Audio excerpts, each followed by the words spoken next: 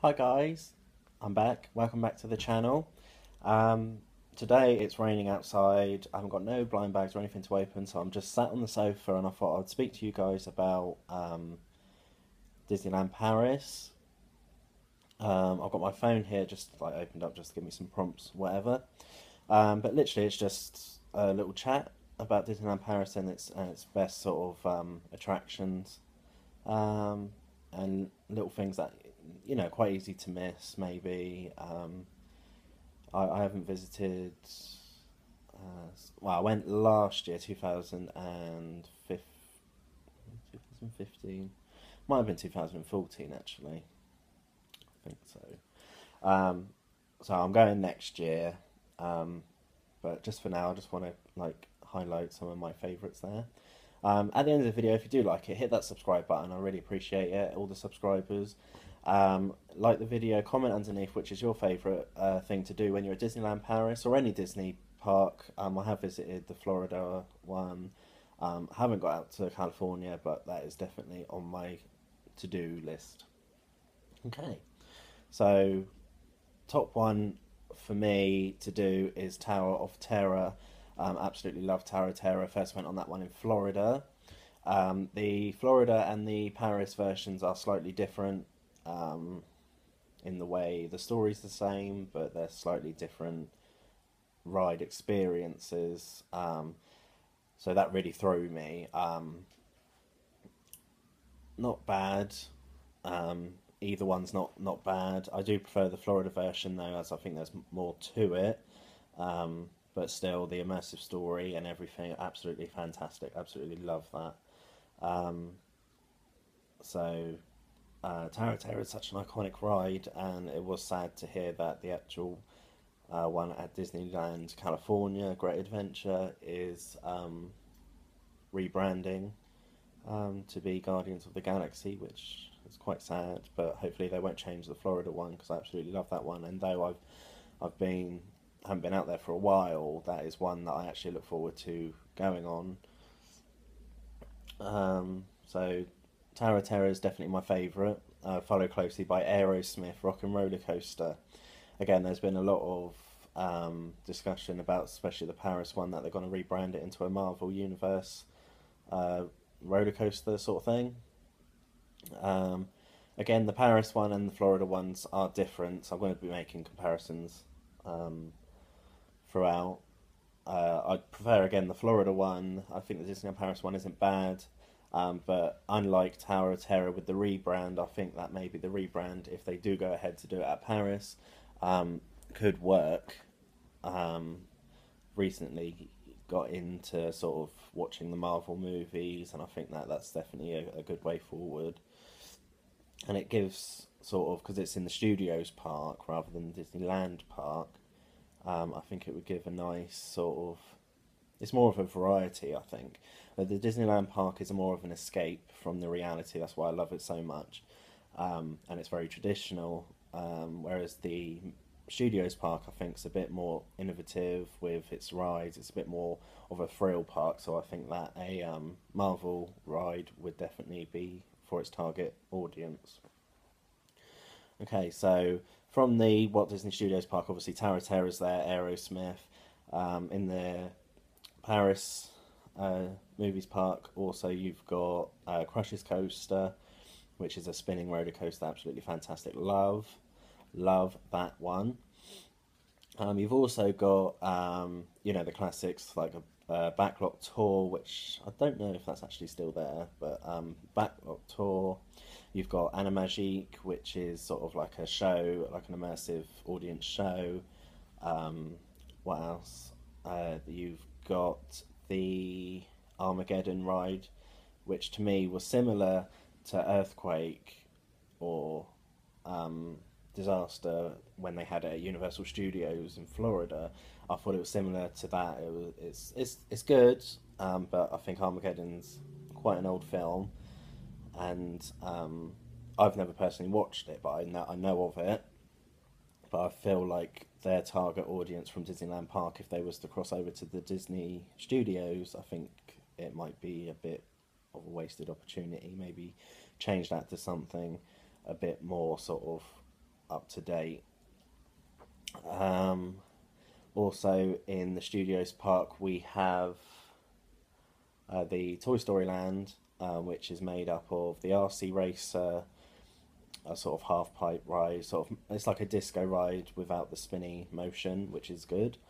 You have the Slinky Dog ride and the parachute drop, Toy Soldiers parachute drop, which again is really good. I enjoy that one. But other than that, there's a few other attractions that I can't quite pick off the top of my head. But the Studios Park is quite sparse with attractions. They have their, well, when I was there, they had Stars and Cars parade, so they do parade and character appearances. I remember once when there was a power cut. I went there and there was a power cut, and all the rides stopped working. And that was the best opportunity to see characters. I think literally they just asked all the characters to go out, and it was everywhere you turned. There were so many characters, and it was actually really, really good.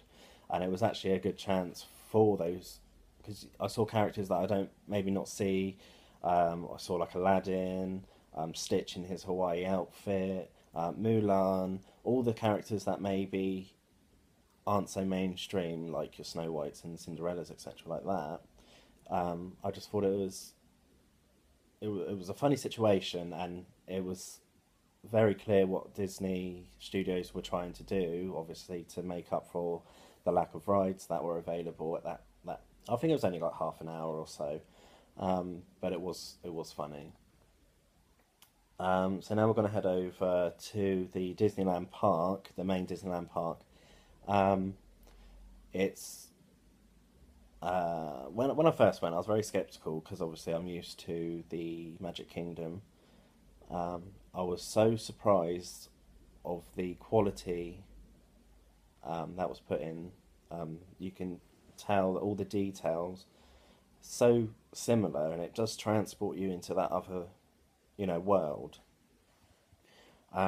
Seeing um, Sleeping Beauty's castle for the first time, it was just like I was walking down Main Street seeing Cinderella's castle for the first time in Florida.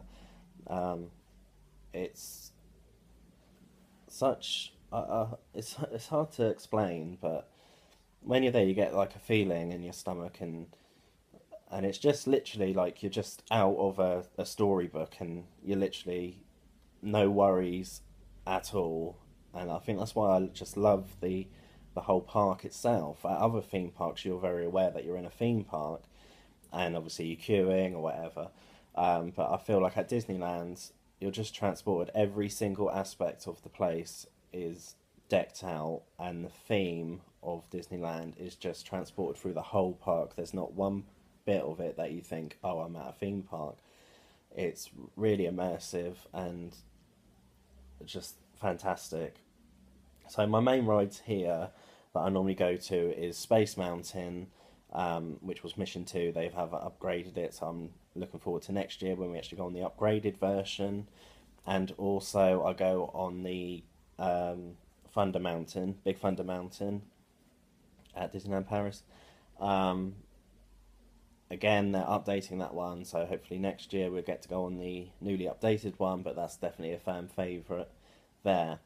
Also at the Disneyland park, which you don't get anywhere else, is the Indiana Jones and the Temple of Peril roller coaster, which to me is very old. It seems very old, very shaky, but I do think that it does fit with the theme, and the whole area is themed out to like Indiana Jones. It's just amazing what people can do when they like think of something and you see it in real life, and it looks like something out of a picture book or something out of a fantasy book. Other rides that are a must in this area for me personally is the Pirates of the Caribbean ride. It's a pretty standard boat ride. We've also got Phantom Manor, which is the Haunted Mansion if you're used to the one at Florida. Again, similar experiences, although with all of the rides, obviously there is a hint of French touch to it. Also, they have the French version of the original Snow White Scary Adventures in their Fantasyland, which was really nice to go on because that was always my favourite ride at the Magic Kingdom. Um, and though it's all in French, all spoken in French, I was able to understand it word for word because I've been on it so many times. When I was out in Florida, I just wouldn't go on it once. I'd do multiple run rounds, and it still gets me. It transports me back to just a different time. Also, I also like the It's a Small World ride. It's either you love it or you hate it. It does go on for quite a bit. The person I went with didn't like it, but I think it's one of those sort of staple attractions in the Disneyland history that you just have to do. I think personally, if I feel like I haven't done Disneyland Park unless I've gone on all these staple attractions. Um, what I do like at Disneyland Paris also is that obviously you have Sleeping Beauty's castle. You've got a nice Christmas shop inside. But if you go from the front of Sleeping Beauty's castle, there's a path that runs down, and you can go under Sleeping Beauty's castle where you can see Maleficent's dragon. Um, this was an attraction that I um, completely would have missed if I hadn't taken a wrong turn, um, or curiosity got the better of me. So I had a look, and I'm so glad I did. It was a quiet area where not many people were. I think there was about five or six of us stood around Maleficent's dragon, and it was just such a shame that they don't advertise it like an attraction. It was just something that I stumbled across by accident, and it was so special the way that they did it to incorporate in with the Sleeping Beauty's castle that I think it shouldn't be missed. It is on the map. Um, it is in it is written in French on the map, but it's just one of those Disneyland Paris little touches that you can't get at the other parks. Also, standard Disney, you have the parades, which are 5 star, absolutely fantastic, all the time, top notch entertainment. You have stage shows at the Princess Pavilion. Um, you do have like Fairy Tale Hall with the princesses, but the queues are very, very big for them. You have going over to sort of like the Tomorrowland, sort of Discovery Land. You have obviously Space Mountain, Buzz Lightyear's Toy Story like Blast ride. Pretty standard. That's that also at Florida's theme park. Um, so yeah, there's so much to describe that this video would last for hours and hours if I would have went through every single thing. But I just picked off sort of the main things that I feel you need to do if you go to a Disney park. There's obviously stuff like Peter Pan's Flight, the Dumbo ride, the Space Orbiters, the Molly Brown's boat ride. Again, by accident, we managed to go on that one. Um, just all these fantastic rides. You've got the Swiss Family Robinson's Treehouse. Um, and there's also like the shopping experiences are completely different than any sort of Disney store you might have in like your hometown. It's so immersive, and it's all themed to a different sort of either film or area or country, and it's absolutely fantastic. People might get put off from Disneyland Paris because of maybe they under the impression that the euro is very expensive.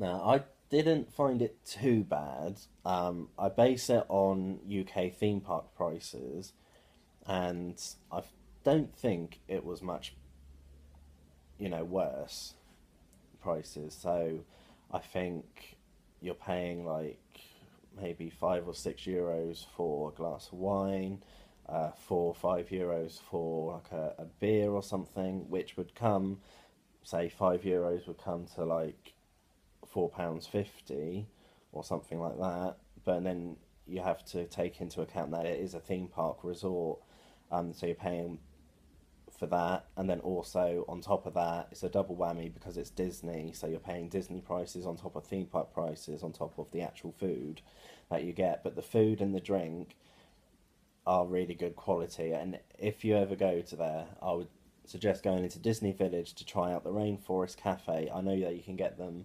obviously you can get them in capital cities like London, and you can, I think there's one in Paris as well, but the one at Disney Village I've just found so like special. Also there you got Planet Hollywood, which is not as good as I thought it was. My first port of call would be the Rainforest Cafe. If not, there was Annette's Diner, which was really good. Or behind the back, which is sort of out the way a bit, there is a McDonald's, which is a bit more like sort of cheaper. Also, you've got like Cafe Mickey that we didn't manage to get into, but it would be nice to go there one time. Um, so that's sort of my overall, really. I just wanted to make a video to sort of check in with all you guys, just to talk about something on this sort of wet day that I'm having. So I'm just sort of thinking of things that I wanted to do, and this was one thing that I've wanted to do for a while. So I'll hopefully be back with some more Disney toys, merchandise, film reviews, etc. All coming up soon, hopefully. So hit that subscribe button so you don't miss anything. Again, my subscribers are so special to me, and I thank every single one of them. Hit that like button, comment underneath of which ride or attraction you like at Disneyland Paris or Disneyland Florida or Disneyland anywhere in the world, because there are more and more open now. So yeah, hit that subscribe button, like, comment, and until next time, guys, I'll see you again real soon. Bye.